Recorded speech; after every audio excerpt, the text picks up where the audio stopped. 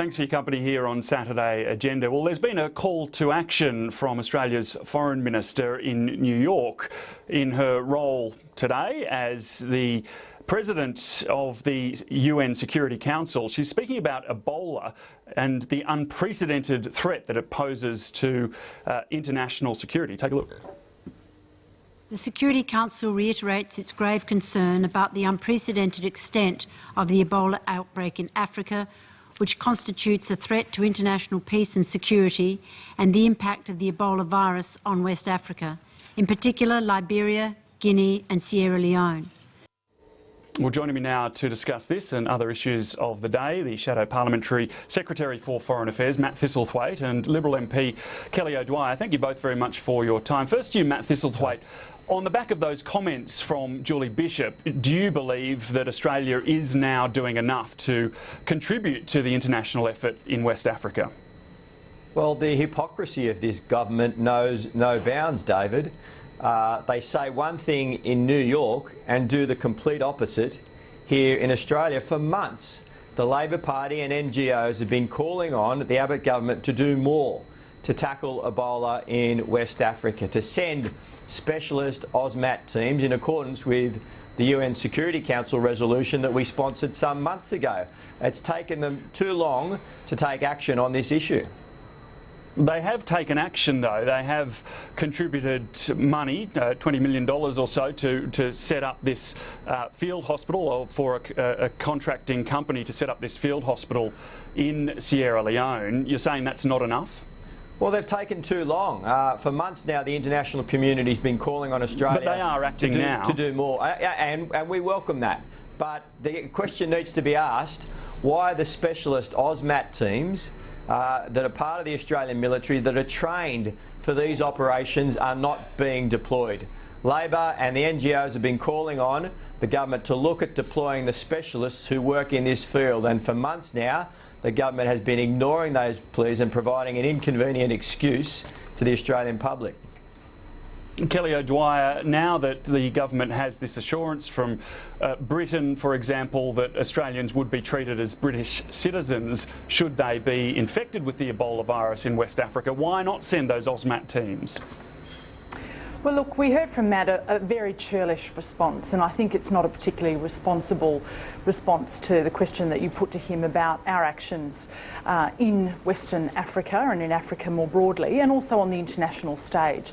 Julie Bishop has done a superb job, not only leading the Security Council, but in getting the international community together on these issues. It's a huge security threat. It's also a huge health threat, and it's one that is taken very seriously by us in Australia.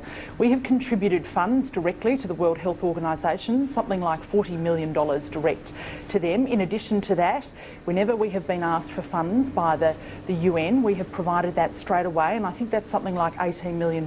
In addition to that, we have also invested on the ground in making sure that we have a team there that is able to respond to the crisis, a medical health team there, in conjunction with our international partners, that can also make a difference. So it's not right to say that they're we have private not been contractors. there from the very beginning.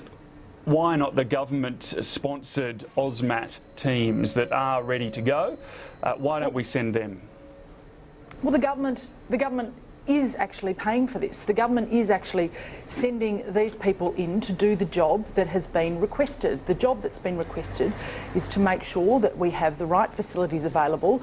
We are doing just that. We are sending in the right people to do the job that will make a difference on the ground. People who are professionals, people who have been working in this area, and people who can make a difference from day one. Now, you know, the Labor Party can play politics with this all that they like, but that is all that it is. It is playing politics on a really very serious issue. All right, I want to look at some other comments from Julie Bishop this week, controversial as they were, off the back of Barack Obama's very controversial speech in Brisbane about climate change and the Great Barrier Reef.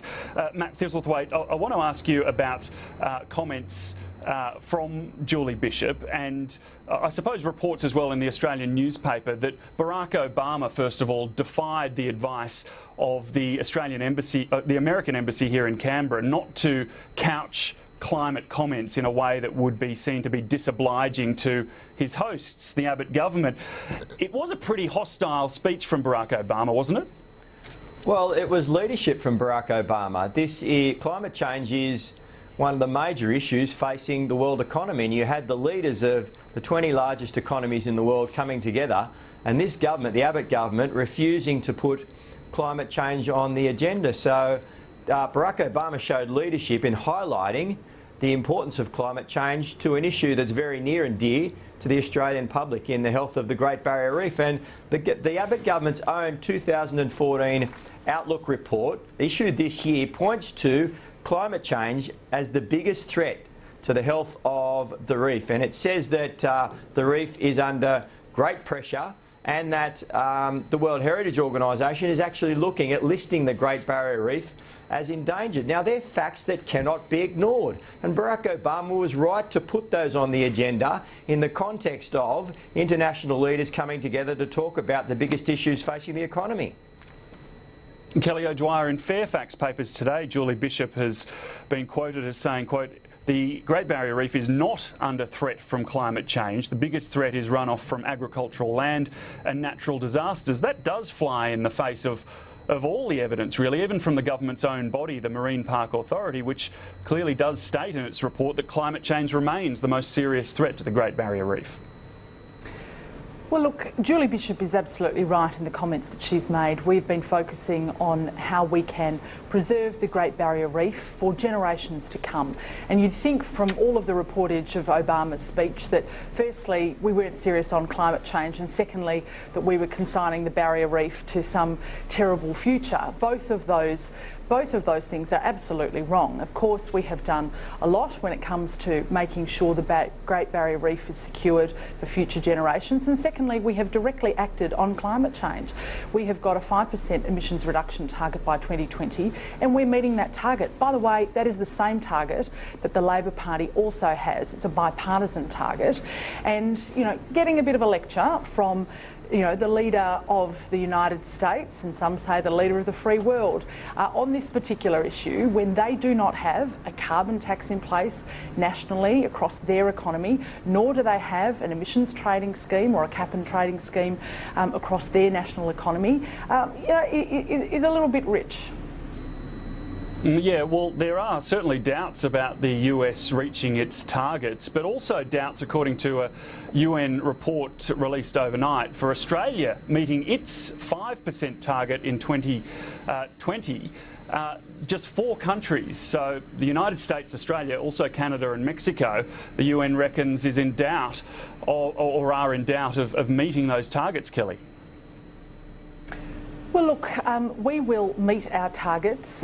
We are very focused on meeting our targets. We believe that your action needs to speak much, much louder than your words. I know that there are others who think that simply making pronouncements is all that you need to do. It's all about symbolism, not about substance. We believe in the opposite. We believe that it's important to actually meet the targets, to achieve by doing, and that's exactly what we're focused on. Matt Thistlethwaite, at what point will we get a firm commitment from Labor as to exactly the shape of its policy when it comes to the carbon reductions? Will we go back to the ETS that was scrapped should a Labor government be elected? Well, we'll announce our policies in due course closer to the election, but we've said we're committed to an emissions trading scheme because that's the most effective and efficient way to reduce emissions in a market-based economy. You need an economic incentive for big polluters to reduce their emissions, and we had that under the Gillard and Rudd governments with the policies that we put in place. It's been removed by the Abbott government, so there's no longer an economic incentive for those big polluters to reduce their pollution. That's why there's big doubts about Australia meeting its targets. That's also why, David, you've had Conservative politicians in the United Kingdom this week openly mocking Tony Abbott, describing him as a flat earther when it came to tackling climate change, basically saying that Tony Abbott is barking mad in his approach to tackling climate change. Okay, just briefly before we finish, I just want to get both your thoughts. You're both on this committee on foreign investment in residential real estate, which is going to release its report, as I understand it, in the coming week. Kelly O'Dwyer, you're the chair. What can we expect out of this? Well, look, this is a very balanced and very responsible review that we have done looking at foreign investment into residential real estate, and I want to thank all of the members of the committee, including Matt, who's actually been a really valuable contributor. We were asked by the Treasurer to look at international comparisons. We were asked to look at what benefits are brought by foreign investment and whether or not any changes need to be made to the administration. And what we've found is that there do need to be some changes made to the administration. There clearly has been a lack of leadership at the Foreign Investment Review Board and the Trade and Policy Division of Treasury. We've not seen one divestment order issued from 2008 during the entire time of the previous Rudd government, and I think that says that there wasn't perhaps the same level of focus on this issue that there ought to have been during that time. The broad framework itself now is right. 30 seconds left, and I did want to just give Matt a chance to respond to that.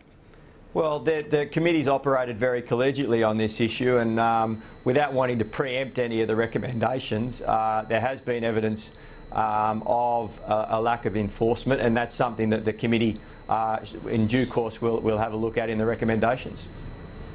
Yeah, look forward to seeing this report. A lot of anecdotal evidence that it is a big issue out there in auction land. Matt Thistlethwaite, Kelly O'Dwyer, thanks for your company today. Thanks for your company at home. I'm David Lipson. The news is coming up next.